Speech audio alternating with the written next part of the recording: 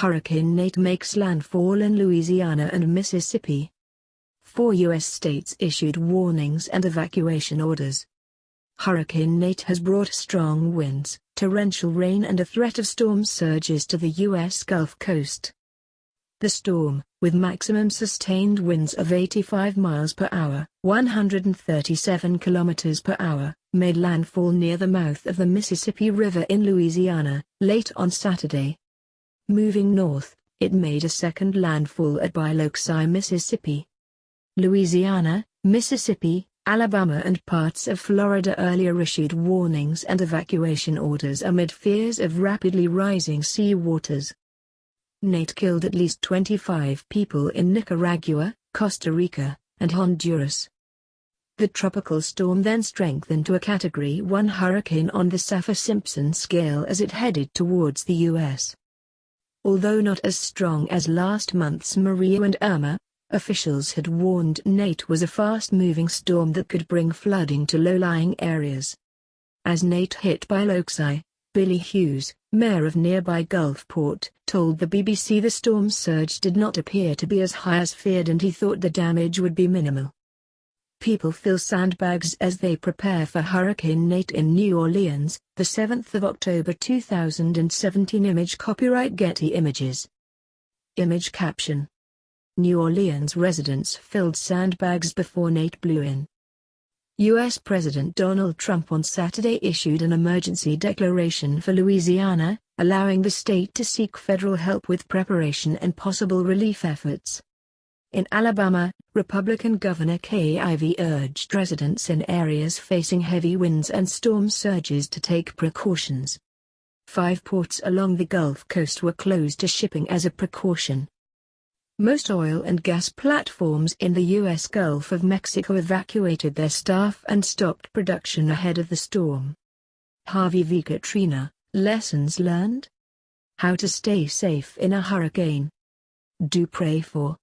Messages make disaster relief harder? Storm Nate as it heads towards the U.S., the 7th of October 2017. In an update at 3 o'clock GMT, the NHC said a hurricane warning was in effect for the mouth of the Pearl River to the Alabama-Florida border. Evacuation orders were put in place for some low-lying areas.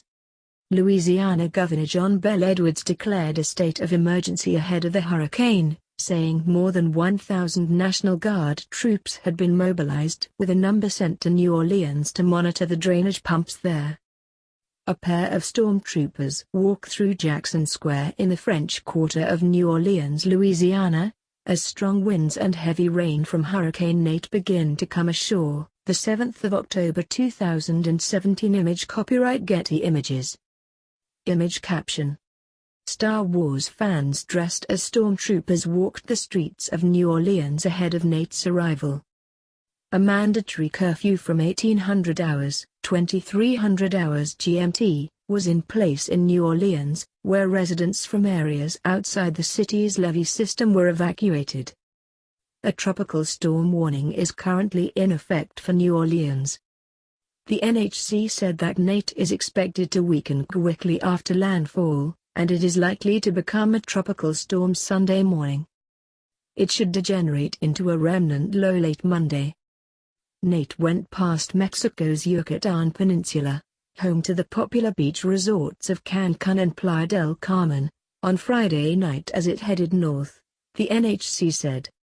A man recovers some zinc sheets after a mudslide damaged their homes during heavy rains by Tropical Storm Nate in San Jose, Costa Rica. October 5, 2017. Image copyright Reuters.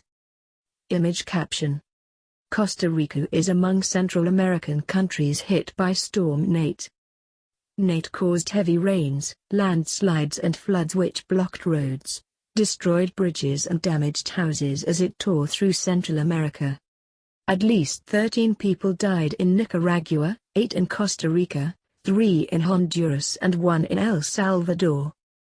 The tail of the storm is still causing problems in the region, where thousands have been forced to sleep in shelters and some 400,000 people in Costa Rica were reported to be without running water. UN Secretary-General Antonio Guterres, visiting Antigua and Barbuda, which were badly damaged by Hurricane Irma in September, said the international community needed to do more to help Caribbean countries hit by a series of powerful hurricanes. There is an increasing intensity of hurricanes, an increasing frequency, and increasing devastation, he told the BBC. The origin is clear: we are facing the consequences of climate change.